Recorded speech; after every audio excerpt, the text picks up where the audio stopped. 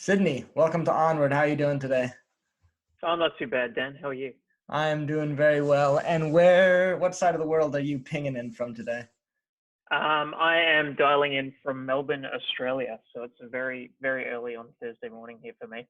All right, well, thank you for calling in from the future. Before we dive into the specifics of your project, I want to kind of help get some broader context, and then we'll go down the rabbit hole. So let's start out with, what is DeFi, Decentralized Finance, and why are you passionate about it?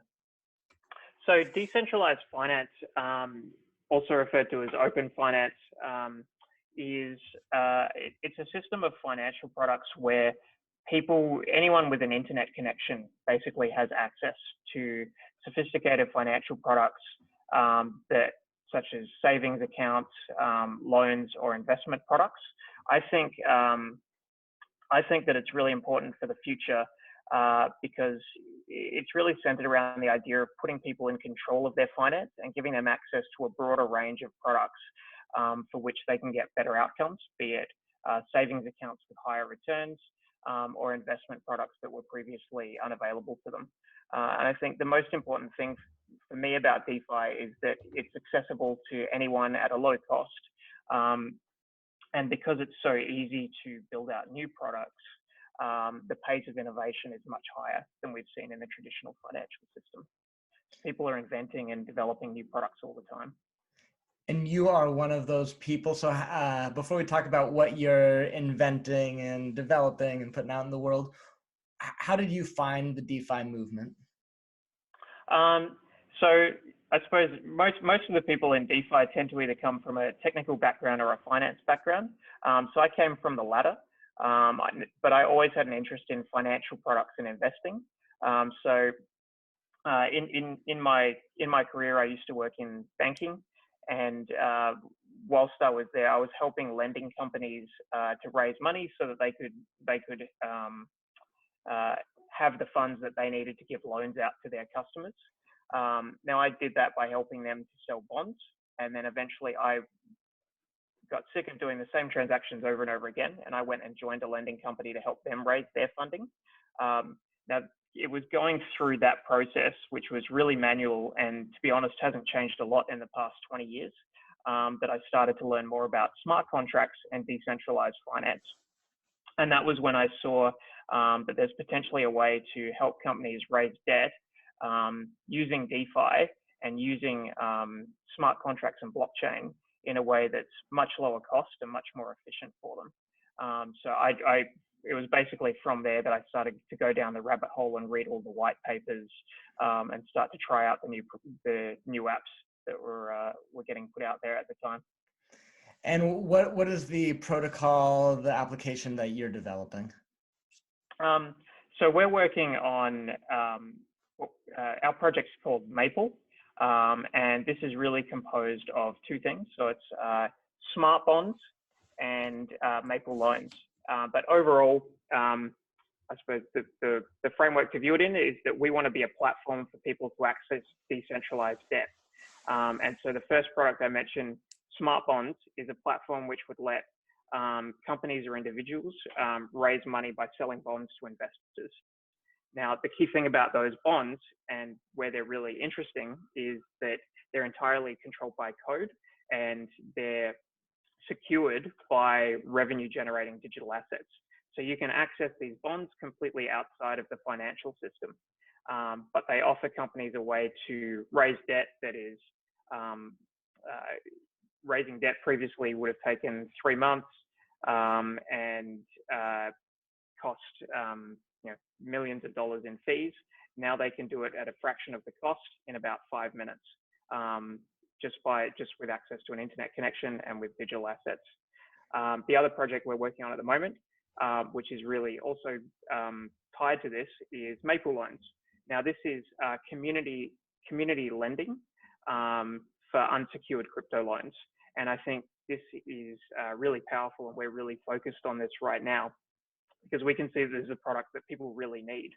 So currently, DeFi lending is over collateralized, and that prevents a lot of people from actually accessing a really useful financial product, because not everyone is sitting on mounds of ETH or other cryptocurrency that they can use as collateral, and people have expenses that they need to cover just from cash flow.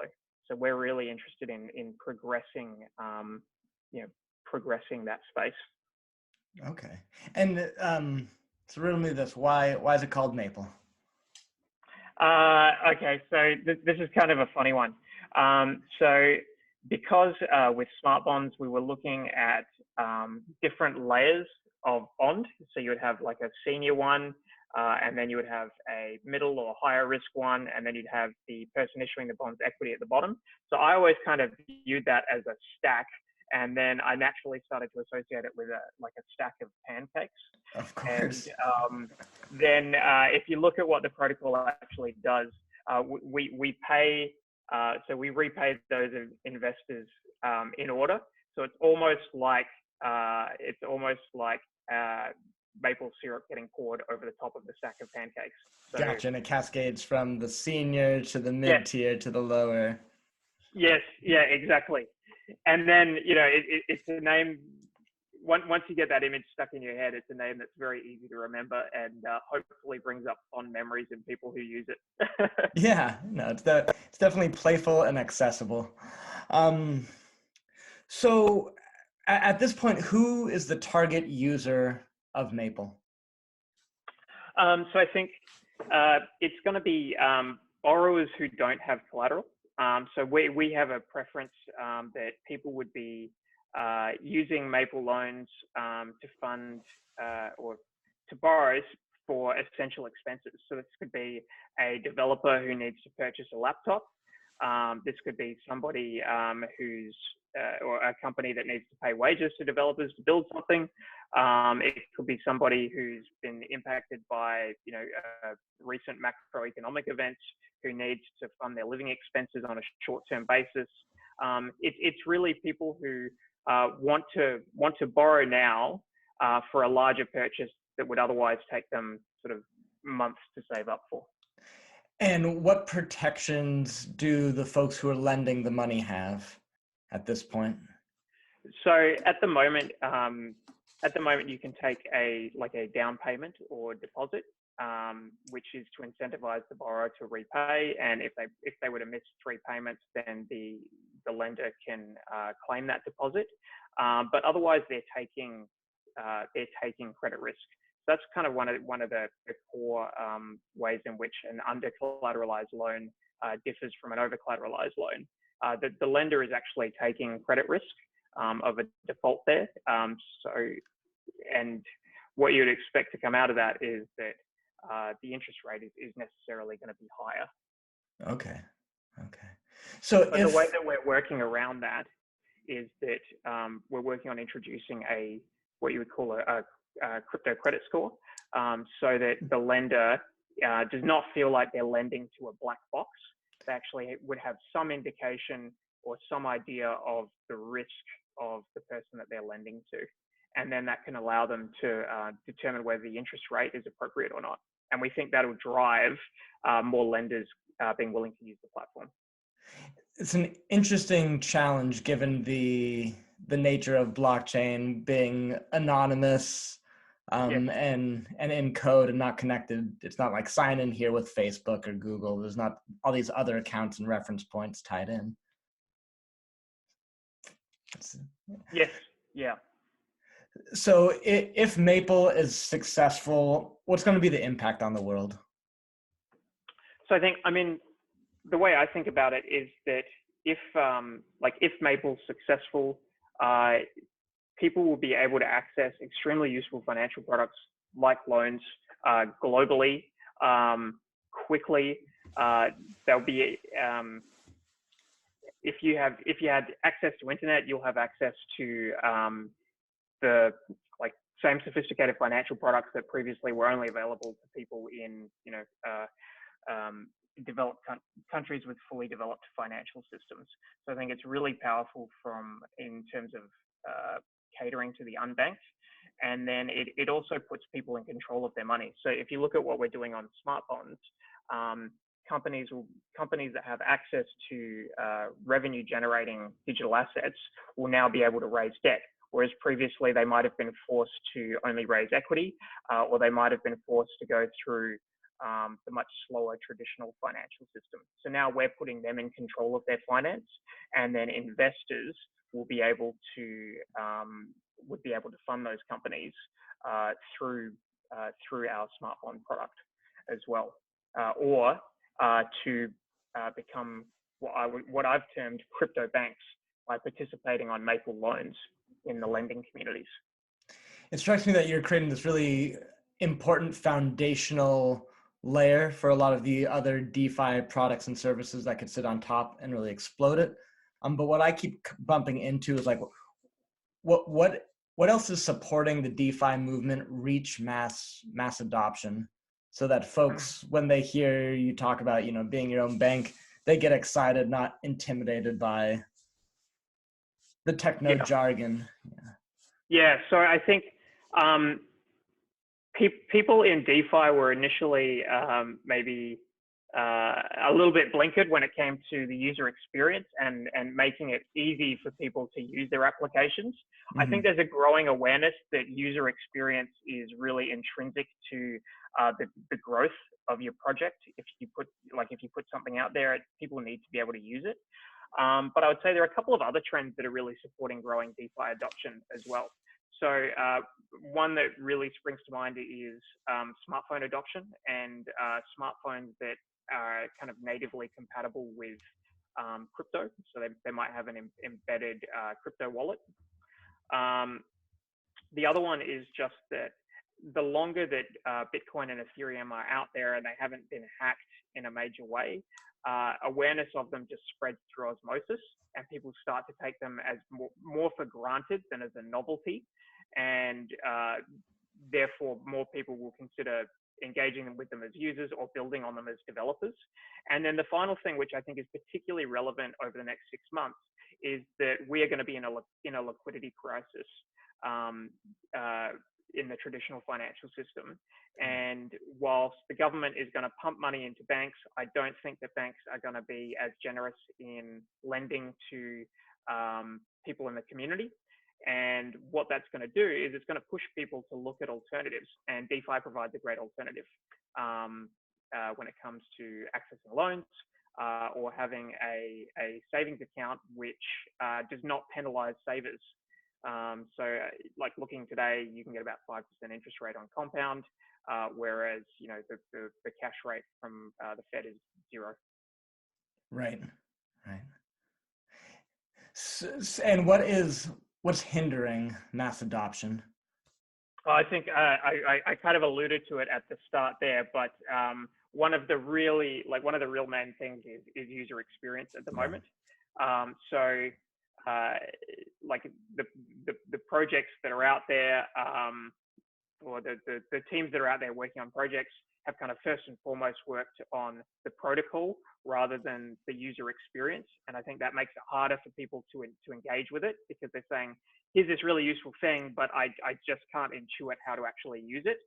So I think gains are being made there. Like if I look at some great projects that recently raised capital, like Argent Wallets, interface is fantastic. I use that a bit. Same with Set Protocol. They all have a nice look and feel and are relatively accessible. And then the other thing is on-ramps. So to actually get to use any of the projects out there and products, you have to actually hold crypto, which means you have to set up an account with an exchange, get KYC'd, then transfer from your bank into that exchange, then purchase the crypto, and then load it into your MetaMask wallet to actually engage with the apps. So it's like that's been a massive point of friction that I think has stopped a lot of people from using it. Mm-hmm. But more projects are just building direct applications, which you can download on, say, Google Play or the iOS App Store, which are in themselves wallets. And I think that's one way in which friction has been reduced. And the other way will be being able to get into crypto. So projects like Wire are doing really good things here, where you can just pay direct from like Google Pay or Apple Pay and get crypto. I found a lot of success getting people to kind of lean into some of the Web3 tools with Brave browser. And everyone's Okay. like, oh, blockchain, that's way too much. Like, check out this browser. It's easier, it's quicker. And then a few months will go by and they say, what do I do with all this bat? Gotcha. Um, you stand in this interesting place within the space because you've got one foot in DeFi blockchain, the cutting edge, but you also stood firmly in the institutional banking space as well. So I'm curious, do your colleagues and peers in the institutional banking world, are they excited about blockchain and DeFi? Do they think you're at the vanguard of a movement, or do they think you're a loon? Um, probably a little bit of both.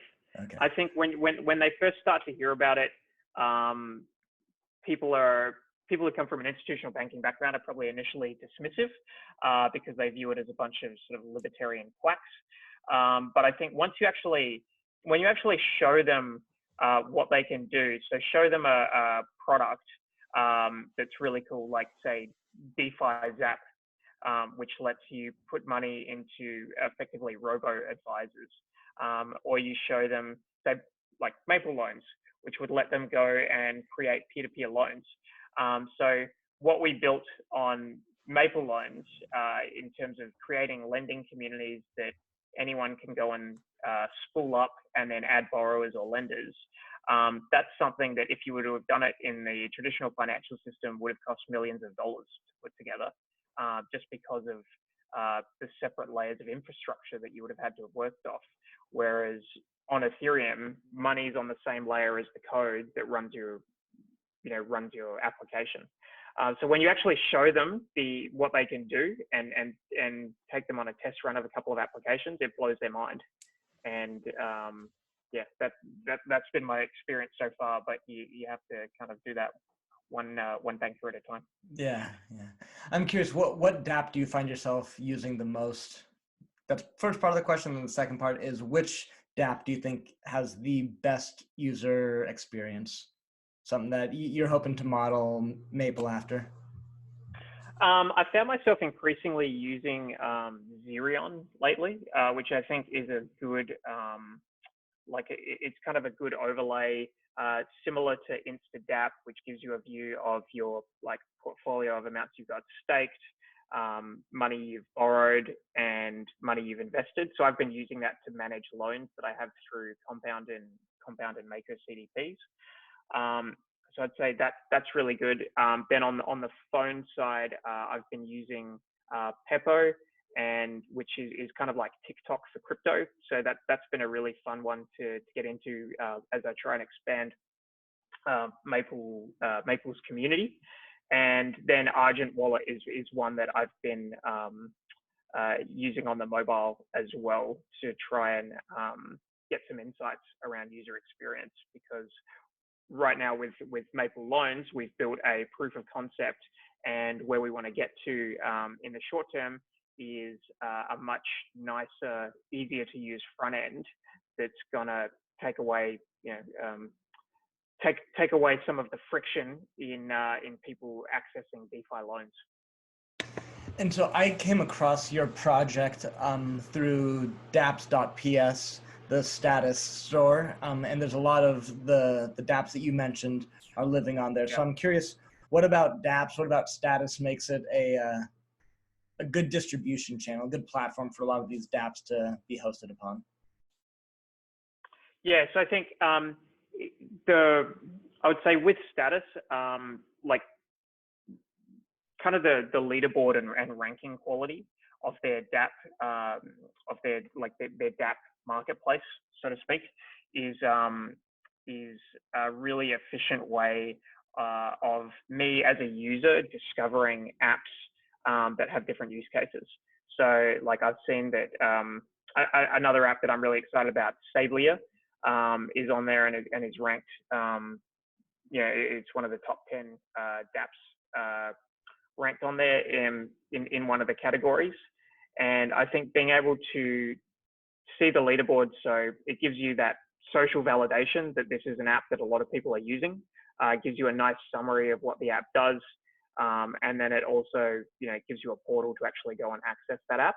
Now, otherwise, my means of discovering an app like that would just be through crypto Twitter, which is kind of an inefficient way of